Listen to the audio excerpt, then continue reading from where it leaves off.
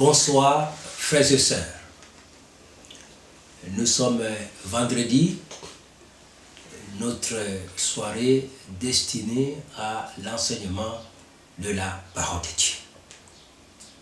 Et ce soir, nous allons examiner, par la grâce de Dieu, quelques passages bibliques en rapport avec les baptêmes, la Sainte Seine et la guérison. Donc, au travers de ces passages, nous allons essayer, par la grâce de Dieu, à montrer comment ces passages-là peuvent booster notre foi pour la guérison de nos corps, la guérison de nos âmes, la guérison de nos vies. Donc c'est une étude des passages sur les baptêmes. Et dans les baptêmes, nous avons le baptême en Christ, le baptême d'eau, le baptême du Saint-Esprit, le baptême de souffrance. Mais ce soir, nous ne parlerons pas du baptême du Saint-Esprit, nous ne parlerons pas du baptême de souffrance.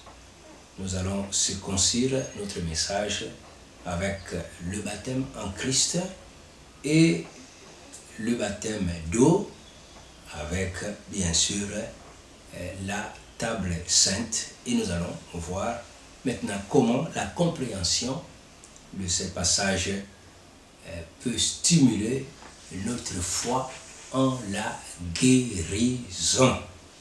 Alléluia. Bon berger, merci pour le témoignage de ta parole ce soir, Seigneur. Merci de nous sanctifier par la lumière que cette parole apporte à nos âmes. Nous voulons, Seigneur, qu'au travers de ce message, nous ressuscitions la foi pour être guéri. La guérison de l'âme, la guérison du corps. Merci pour l'assistance du Saint-Esprit, au nom du Seigneur Jésus. Amen. Gloire à Dieu. Les baptêmes et la guérison de l'homme. Notre titre, ou le thème de notre message, les baptêmes et la guérison de l'homme. Gloire à Dieu. Les baptêmes et la guérison de l'homme. Alléluia. Merci Seigneur.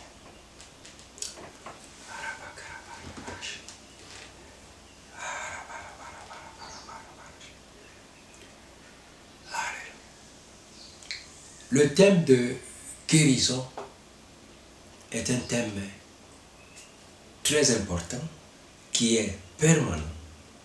Tant que l'homme vit sur cette terre, nous parlerons de la guérison. Et la guérison dont nous parlons ici comprend bien sûr la guérison spirituelle et aussi la guérison du corps.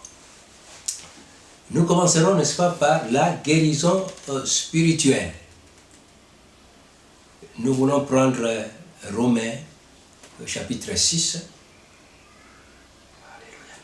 à partir du verset 1er jusqu'au verset 11. Notre premier texte, c'est dans Romains, chapitre 6, du premier verset jusqu'au 11e. Après, nous irons dans Galates, chapitre 3, versets 26 à 29. Et nous prendrons le troisième texte de base, Colossiens, chapitre 2, versets 11 à 12, pour parler des baptêmes. Et par la suite, nous prendrons un passage de Matthieu 26, du verset 26, pour la table sainte, et aussi 1 Corinthiens, chapitre 11, alléluia, pour parler de la table sainte. Et avec ces passages, nous allons voir comment nous pouvons, au travers de ces passages, recevoir la guérison spirituelle, la guérison de notre âme et la guérison de notre corps. Gloire à Dieu. Romains 6, premier verset, 11e. Que dirons-nous donc? Demeurions-nous dans le péché afin que la grâce abonde? Loin de là. Nous qui sommes morts au péché, comment vivions-nous encore dans le péché? Ignorez-vous que nous tous qui avons été baptisés en Jésus-Christ, c'est en sa mort que nous avons été baptisés. Nous avons donc été ensevelis avec lui par le baptême en sa mort, afin que comme Christ est ressuscité des morts par la gloire du Père, de même nous aussi, nous marchions en nouveauté de vie. En effet, si nous sommes devenus une même plante avec lui par la conformité à sa mort, nous le serons aussi par la conformité à sa résurrection, sachant que notre vieil homme a été crucifié avec lui, afin que le corps du péché fût détruit, pour que nous ne soyons plus esclaves du péché. Car celui qui est mort est libre du péché. Or, si nous sommes morts avec Christ, nous croyons que nous vivrons aussi avec lui, sachant que Christ est ressuscité des morts, ne meurt plus. La mort n'a plus de pouvoir sur lui, car il est mort, et c'est pour le péché qu'il est mort une fois pour toutes. Il est revenu à la vie, et c'est pour Dieu qu'il vit. Ainsi, vous-même, regardez-vous comme morts au péché, et comme vivant pour Dieu en Jésus-Christ. Amen. Gloire à Dieu. Les baptêmes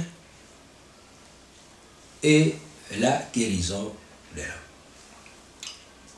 Nous disions que nous pouvons considérer plusieurs types de baptêmes dans la parole de Dieu. Le premier baptême, le baptême en Christ. Le deuxième baptême, le baptême d'eau. Le troisième baptême, le baptême du Saint-Esprit. Quatrième baptême, le baptême des souffrances. Donc, un enfant de Dieu peut traverser ces 4 formes de baptême. Gloire à Dieu. Je prends la deuxième lecture avant de commenter.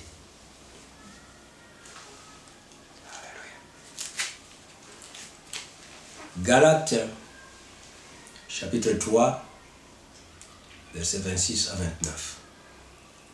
Car vous êtes tous fils de Dieu par la foi en Jésus-Christ. Vous tous qui avez été baptisés en Christ, vous avez revêtu Christ.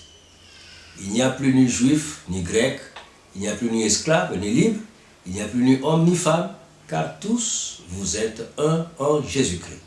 Et si vous êtes à Christ, vous êtes donc la postérité d'Abraham, héritier selon la promesse. Amen. Et le dernier passage sur les baptêmes de base, Colossiens, chapitre 2, versets 11 à 12. Colossiens. Et c'est en lui que vous avez été circoncis d'une circoncision que la main n'a pas faite, mais dans la circoncision de Christ qui consiste dans le dépouillement du corps de la chair, ayant été ensevelis avec lui par le baptême. Vous êtes aussi ressuscités en lui et avec lui par la foi en la puissance de Dieu qui l'a ressuscité des morts. Amen. Gloire à Dieu. Les baptêmes. Donc, le premier baptême, dans notre texte, ou dans nos textes de base, nous parle du baptême en Christ. Du baptême en Christ. Nous lisons dans Galates 3, 27, vous tous qui avez été baptisés en Christ, vous avez revêtu Christ. Le baptême en Christ. qu'est-ce que le baptême en Christ? Et pour bien comprendre le baptême en Christ, nous le traitons parallèlement avec le baptême d'eau. Avec le baptême d'eau. En expliquant le baptême d'eau, on comprendra mieux ce que c'est le baptême en Christ. Le baptême d'eau, qu'est-ce que le baptême d'eau? Mais nous pouvons trouver la définition du baptême d'eau dans 1 Pierre au chapitre 3. Voilà. Versets 21 à 22. 1 Pierre, chapitre 3. Cette eau était une figure du baptême, qui n'est pas la purification des souillures du corps, mais l'engagement d'une bonne conscience envers Dieu, et qui maintenant vous sauve, vous aussi, par la résurrection de Jésus-Christ, qui est à la droite de Dieu depuis qu'il est allé au ciel, et que les anges, les autorités et les puissances lui ont été soumis. Amen. Donc, gloire à Dieu.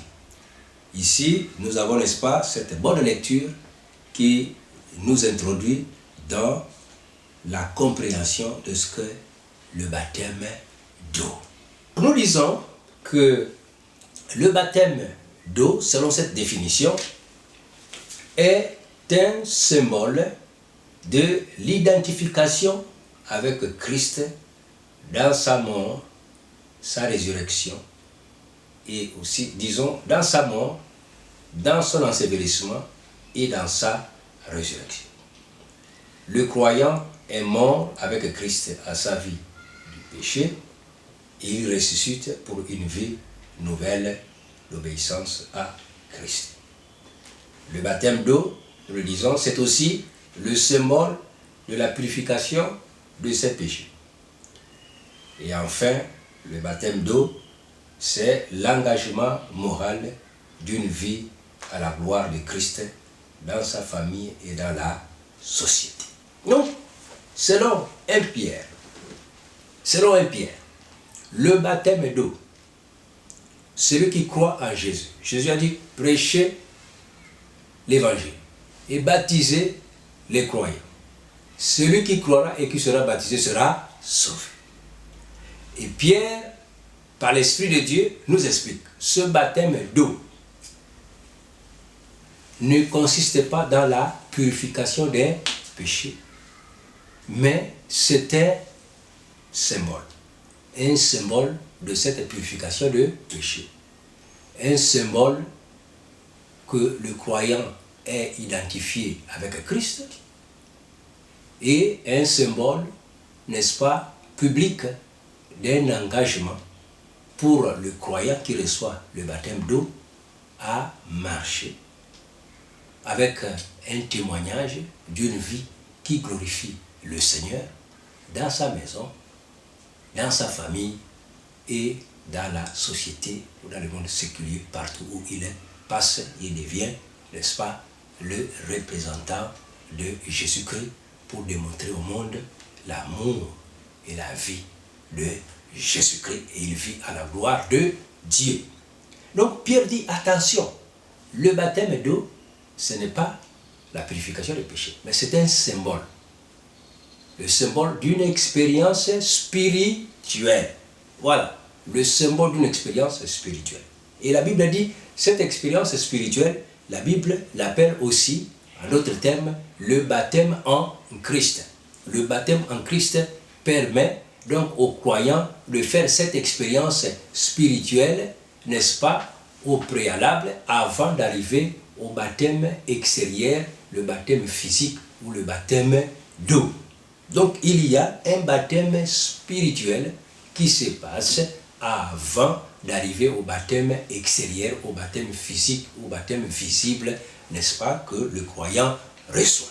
Donc le premier baptême qui doit conduire au baptême physique, c'est le baptême en Christ.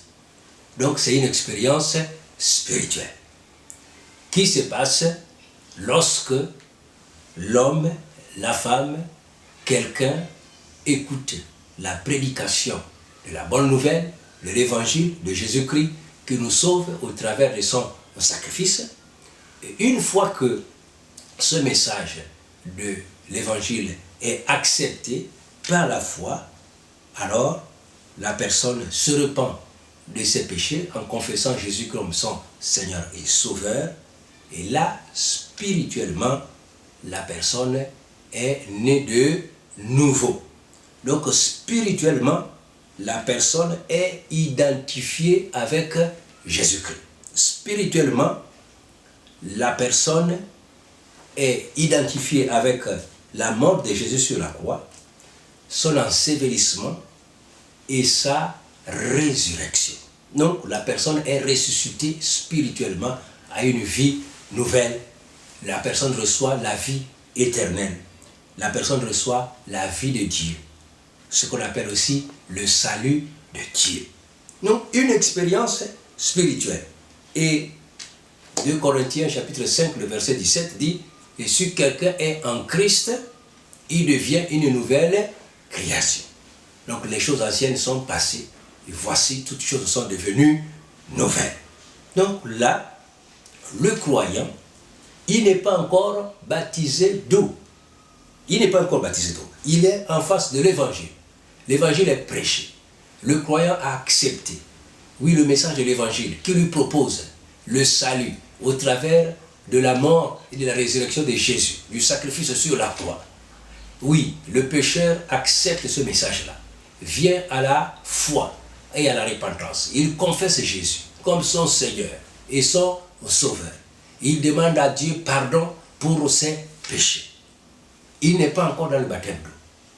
Et là, ce premier acte de foi et de la repentance et de l'engagement au fond du cœur et confessé par sa propre bouche de suivre Jésus donne aux croyants la vie nouvelle.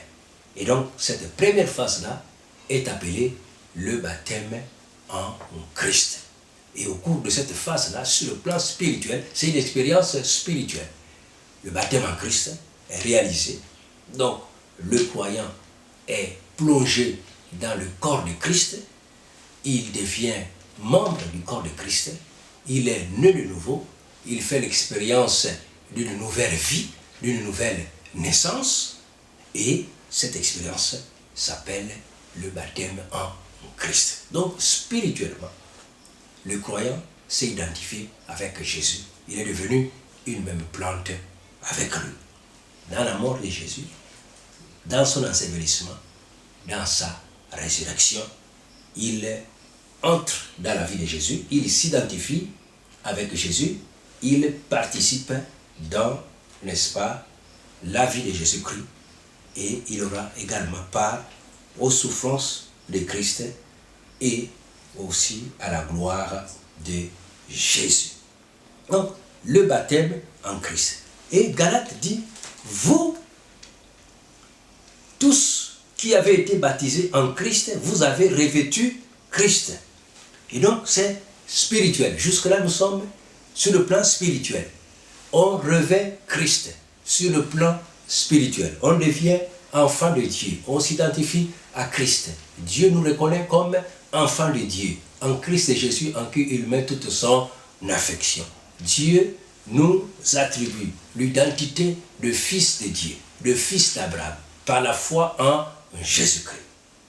Donc Dieu nous accrédite les mérites de Jésus sur la croix de Golgotha. Dieu nous accrédite ses bienfaits. Les bienfaits de la mort de Jésus-Christ sur la croix du Calvaire, n'est-ce pas, deviennent notre héritage par le baptême en Christ. Et après le baptême en Christ, alors nous sommes appelés à passer au baptême d'eau. Et là, dans le baptême d'eau, le croyant se présente devant le monde et confesse publiquement son appartenance à Christ Jésus. Il proclame publiquement. Il n'est plus chrétien en secret, non, il témoigne à sa famille, au monde entier, la nouvelle foi qu'il a embrassée, la nouvelle vie qu'il a reçue de Dieu au travers de Jésus-Christ. Donc il proclame, je suis sauvé. J'étais pécheur, mais j'ai accepté Christ comme Seigneur et Sauveur, j'ai reçu le pardon de mes péchés. Désormais, j'appartiens à Jésus-Christ, j'appartiens à Dieu, je suis l'enfant de Dieu, je suis l'élu de Dieu, je suis le fils de Dieu en Jésus-Christ, je suis le fils d'Abraham par ma foi en Jésus-Christ. Je viens maintenant pour être baptisé, oui, pour témoigner publiquement de la grâce que j'ai reçue, de ce que je suis devenu intérieurement. Mon âme est sauvée. Maintenant, je le démontre publiquement par le symbole du baptême d'eau. Et le croyant est pris par le serviteur de Dieu qui le baptise et il le plonge dans l'eau. Comme le mot baptême vient du verbe grec baptizo, qui signifie plonger, immerger. Donc, l'enfant de Dieu est donc plongé dans l'eau.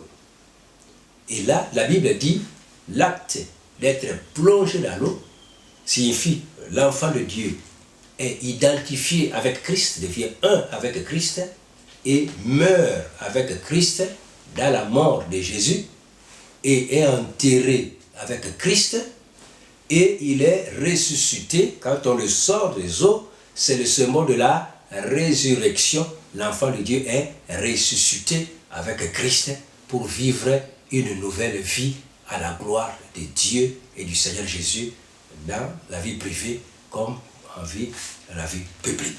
Donc, l'identification, vous voyez, l'identification, un avec Jésus-Christ.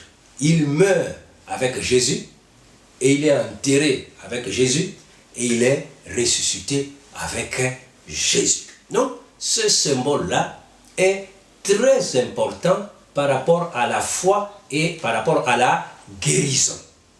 C'est ce que nous allons parler dans notre troisième partie de ce message. Nous allons maintenant montrer la relation entre cette identification et la foi pour la bénédiction et la foi pour la guérison, spécialement pour la guérison. Gloire à Dieu. Et là, nous prenons Colossiens, chapitre 2, que nous avons lu comme texte de base, à partir du verset 11. Et c'est en lui que vous avez été circoncis, d'une circoncision que la main n'a pas faite, mais de la circoncision de Christ, qui consiste dans le dépouillement du corps de la chair. Ayant été ensevelis avec lui par le baptême, vous êtes aussi ressuscités en lui et avec lui par la foi à la puissance de Dieu qui l'a ressuscité des morts. Gloire à Dieu. Voilà l'identification. Et là, on nous parle ici, n'est-ce pas, de la place de la foi. La place que joue la foi dans le processus du salut, dans le processus de la guérison spirituelle, comme dans le processus de la guérison physique. La place de la foi. On dit que cette identification, vous voyez, elle agit par la foi. Quand nous mettons notre foi en Christ Jésus, alors cette foi-là nous permet spirituellement de passer de la mort à la vie. Par la foi, nous passons de la mort spirituelle, n'est-ce pas, à la vie éternelle. Par la foi. La foi en quoi? En la puissance de Dieu qui a ressuscité Jésus-Christ d'entre les morts. Donc, nous sommes passés. La Bible dit, en Christ, nous sommes identifiés à lui. Nous sommes enterrés avec lui. Par les eaux, le symbole du eau de baptême. Par la foi. Nous ressuscitons avec lui. Par la foi. Et nous régnons avec lui par la foi. Nous sommes transportés dans les lieux célestes spirituellement, toujours par la foi en la même puissance qui a ressuscité Jésus d'entre les morts et qui l'a élevé à la droite de la majesté divine. Le point capital, chers frères et sœurs, de cet enseignement de ce soir réside dans la compréhension de ce passage. Cette foi que nous manifestons en Jésus-Christ, la Bible dit, c'est la foi, en réalité, en la puissance de Dieu qui a ressuscité Jésus-Christ d'entre les morts. C'est cette foi en cette puissance qui permet à l'enfant de Dieu aussi de vivre l'expérience spirituelle d'identification avec Jésus, la mort, la résurrection et le règne. Gloire à Dieu. La mort, la résurrection et le règne. Nous régnons avec lui dans les cieux, spirituellement, à la gloire de la majesté divine, et nous avons à régner pendant que nous sommes ici sur cette terre, à régner sur les serpents, les scorpions et sur toute la puissance de l'ennemi qui cherche à étouffer la vie nouvelle que nous avons reçue en Jésus-Christ de Nazareth. Non, la foi en la puissance de Dieu qui ressuscite Jésus d'entre les morts. Non, le baptême d'eau devient l'expression physique d'une expérience spirituelle qui s'est passée le jour de la conversion. Le baptême physique devient le symbole, n'est-ce pas, de l'expression de la foi en cette grande puissance de Dieu qui nous a transportés des ténèbres à son admirable lumière. Le baptême physique devient le symbole de la victoire de l'humanité sur le péché et sur la mort. Nous étions ensevelis à cause de nos péchés et nous sommes ressuscités en Christ. Vous voyez, c'est le symbole de la victoire. Donc, nous étions enterrés, c'est le symbole de la mort, de la défaite.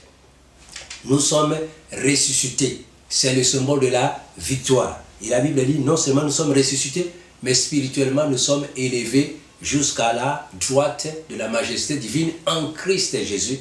Là où il est, c'est là aussi nous sommes en lui, toujours par la foi. Nous sommes là, dans les lieux célestes, sur le plan spirituel.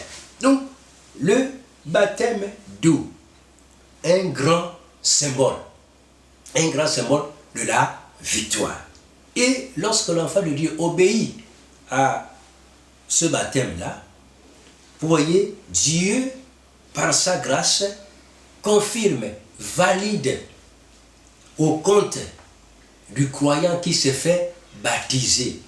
Dieu valide, met un sceau, vous voyez, à toutes les grâces que l'œuvre de Jésus-Christ apporte à la vie du croyant.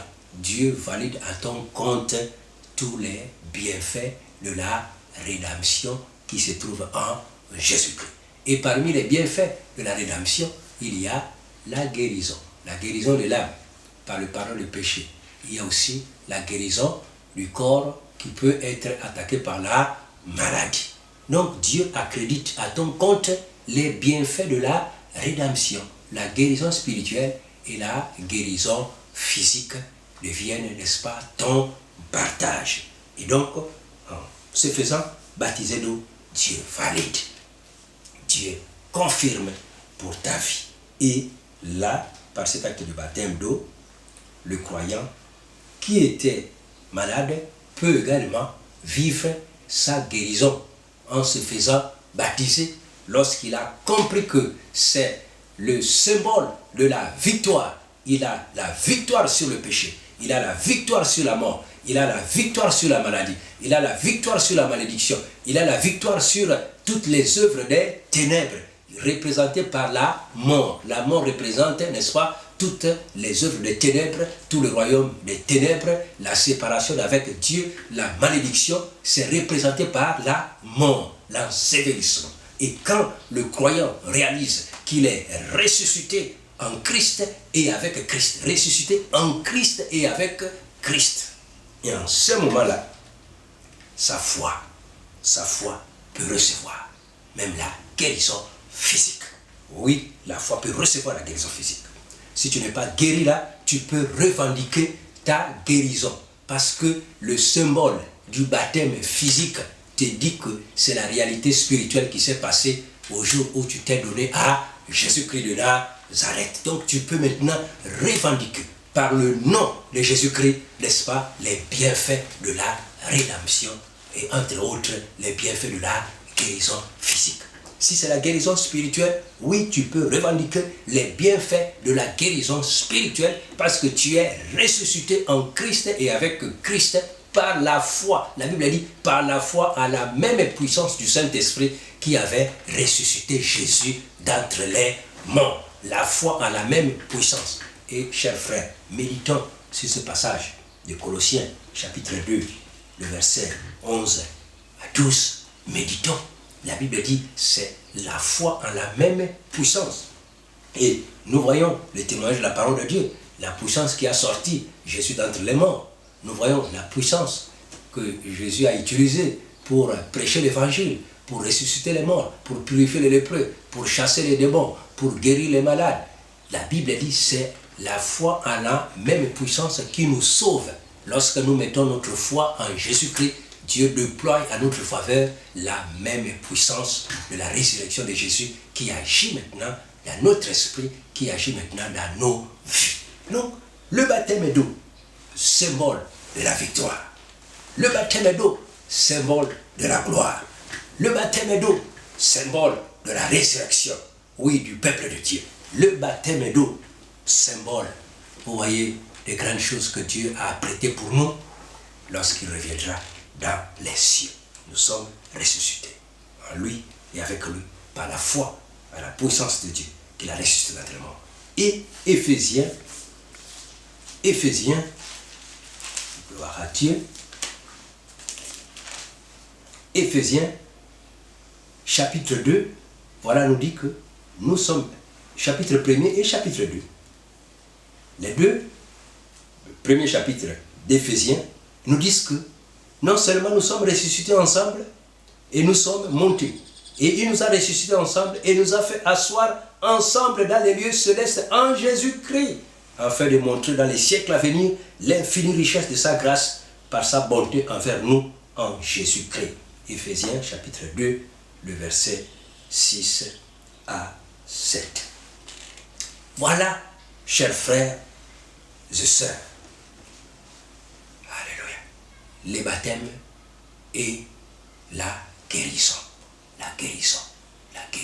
spirituelle et la guérison physique, les baptêmes et la guérison, les baptêmes, alléluia. Les baptêmes nous parlent, les baptêmes en Christ, les réalités spirituelles qui sont accomplies quand nous nous sommes donnés à Jésus-Christ. Lorsqu'on a dit oui à Jésus, comme nous le chantons, je dis oui, oui, oui à Jésus. Je dis oui, oui, oui. Je dis oui, Seigneur. Je dis oui, Seigneur. Je dis oui, oui, oui. Lorsque nous le disons de tout cœur, en demandant pardon à Dieu pour nos péchés et en acceptant ce Jésus comme Seigneur et Sauveur, spirituellement, nous sommes nés de nouveau, nous sommes passés de la mort à la vie, de la malédiction à la bénédiction, de la puissance de Satan à la puissance de Dieu, du royaume des ténèbres au royaume du Fils béni de Dieu. Nous sommes en train de conclure notre message, chers frères et sœurs. Les baptêmes et la guérison spirituelle et physique. Le baptême en Christ nous apporte la délivrance, la réconciliation avec Dieu, le pardon de nos péchés, la vie éternelle, la nouvelle naissance. Et tout ceci, c'est par la foi en Jésus-Christ. Dieu nous accrédite, nous donne la vie éternelle, nous sauve. Le baptême d'eau, le baptême physique, un symbole, le symbole de la victoire, le symbole des réalités spirituelles qui se sont produites lorsque nous nous sommes donnés à Jésus-Christ. Le symbole. Donc le baptême physique nous montre ce qui s'est passé quand nous avons cru. Nous avons été donc ensevelis avec Christ par la foi. On s'identifie à Jésus-Christ. On devient une même plante avec Jésus-Christ. On meurt en lui et avec lui on ressuscite en lui et avec lui, par la même foi qu'il avait ressuscité Jésus, la même puissance qu'il avait ressuscité Jésus d'entre les morts. Et en Christ toujours, en lui et avec lui, nous sommes transportés à la droite de la majesté divine où nous régnons au-dessus des dominations, autorités, esprit méchant dans les lieux célestes, les places de ce monde de ténèbres, au-dessus de toute puissance, de toute force, de tout nom qui peut être nommé, non seulement dans ce siècle, mais encore dans le siècle à venir. Le baptême physique, donc une illustration de notre victoire. Victoire sur le péché, victoire sur la mort, victoire sur les maladies, victoire sur la malédiction, victoire sur les infirmités, victoire sur le monde des ténèbres. La mort, c'est la défaite. La résurrection, c'est la victoire. Et non seulement on est ressuscité, mais spirituellement, on est transporté à la droite de la majesté divine. Donc, nous régnons sur la terre, opérant depuis le ciel, depuis la droite de la majesté divine. C'est notre position spirituelle actuelle, où notre âme est là en Christ Jésus, cachée en Jésus, et à la droite de la majesté divine, et nous opérons sur la terre dans une position élevée sur le plan spirituel. Donc, le baptême d'eau illustre notre victoire. Donc, chers frères et sœurs, si vous n'êtes pas encore baptisés après le confinement, lorsque par la grâce de Dieu, nous allons reprendre les réunions ordinaires d'ensemble, il faudra que vous vous fassiez baptiser. Ce baptême qui est le symbole de la victoire que vous avez reçue par votre foi en Jésus-Christ. Et donc, si vous êtes malade ce soir, comprenez que vous avez reçu la victoire sur la maladie. Vous étiez enseveli spirituellement avec Jésus-Christ à cause du péché. Et le péché a apporté la maladie.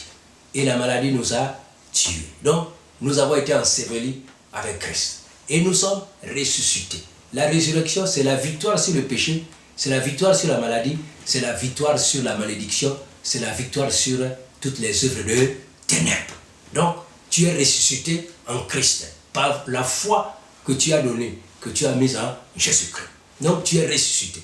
Non seulement tu es ressuscité, mais tu te trouves au ciel, sur le plan spirituel. Donc, tu as autorité. Tu as droit de prier pour ta guérison. Tu as droit de commander au nom de Jésus-Christ à la maladie de lâcher prise. Tu as droit de résister à la COVID-19 dans le puissant nom de Jésus-Christ de Nazareth, parce que tu es ressuscité en Christ et avec lui par la foi à la même puissance qu'il avait sorti d'entre les morts. Donc ta foi est dans la puissance de Dieu qui avait sorti Jésus d'entre les morts. C'est cette foi qui te donne la guérison. En priant au nom du Seigneur Jésus-Christ, par la foi en Jésus-Christ, Dieu va déverser sur ta foi la mesure de la puissance qu'il avait déversée en ressuscitant Jésus-Christ dans le monde et en te ressuscitant avec Jésus-Christ par la foi en lui et par ton baptême. Donc tu as la pleine autorité, le plein droit. Tu es ressuscité en Christ Jésus. Tu vis à la droite de Dieu sur le plan spirituel. Tu règnes à la droite de Dieu sur le plan spirituel. Alors, revendique ta guérison. Ta guérison.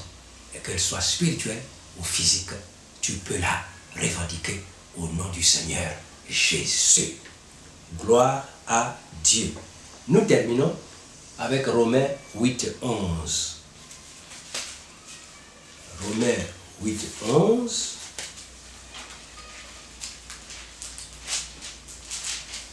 La Bible dit, et si l'esprit de celui qui a ressuscité Jésus d'entre les morts habite en vous, celui qui a ressuscité Christ d'entre les morts rendra aussi la vie à vos corps mortels par son esprit qui habite en vous.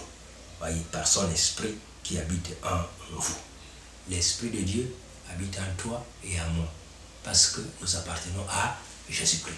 Et l'esprit de Dieu a une mission de vivifier nos corps mortels en vertu de notre foi en Jésus-Christ, en vertu de notre identification avec Christ, par sa mort, par sa résurrection, par son élévation à la droite de Dieu, par son règne à la droite de Dieu, en vertu de notre identification en Christ, l'Esprit de Dieu nous vivifie sur le plan spirituel et nous vivifie sur le plan physique.